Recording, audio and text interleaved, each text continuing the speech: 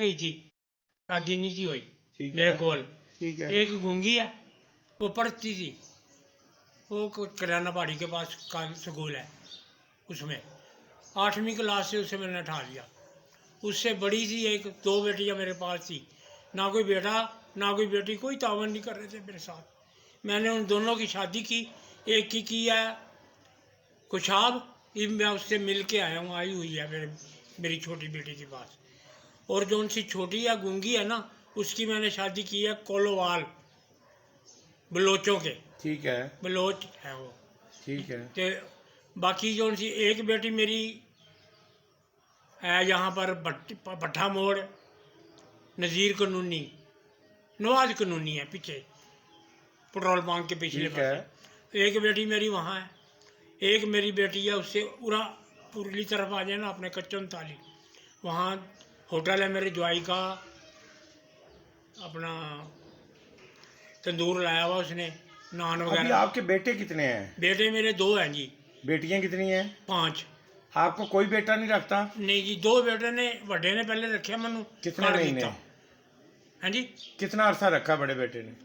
मेरा ख्याल 4-5 महीने रखा सिर्फ। फिर क्यों निकाल दिया? मैं क्या कहा? बीमार हो गया, सुने ना, पहले मैं बीमार हो गया, मेरी तबीयत खराब अचानक हो जाती है।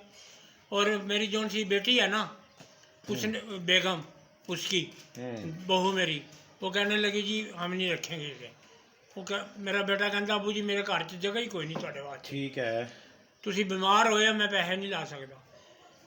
मेरी बेगम बीमार हो गई सी, उन्हें 2000 रुपया दिता सी दवाई वास्ते, 2-3 घंटे बाद वापस ले लिया सी। ठीक है। अच्छा, छोटा बेटा, मैं छोटे बेटे के पास था, वो होता है 36 ਚੱਕ, जो नवा नहीं बनया ਹੁਣ सफाई वाला महकमा, ठीक है। ਉਹਦੇ 'ਚ ਮੁਲਾਜ਼ਮ है। ठीक है।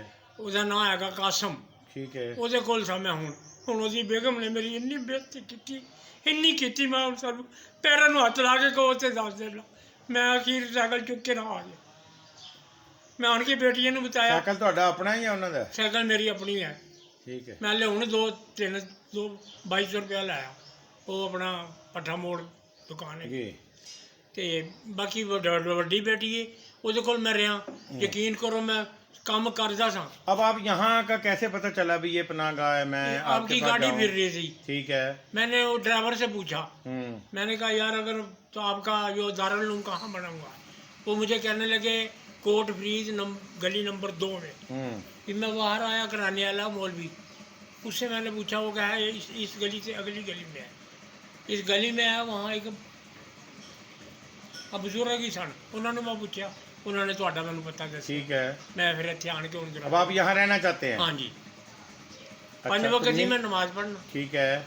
सुबह तहज्जुद ते नफल पढ़ना। ठीक है। सिर्फ मैं खाना दिल करे ਤੁਹਾਡਾ एक टाइम दे देना, दिल करे 2 टाइम दे देना, मेरी कोई परेशानी नहीं। ठीक है। सिर्फ मेरी रहन की परेशानी है बस। ठीक है। बाकी अगर तुसी कहोगे, ये आपकी परेशानी खत्म होगी?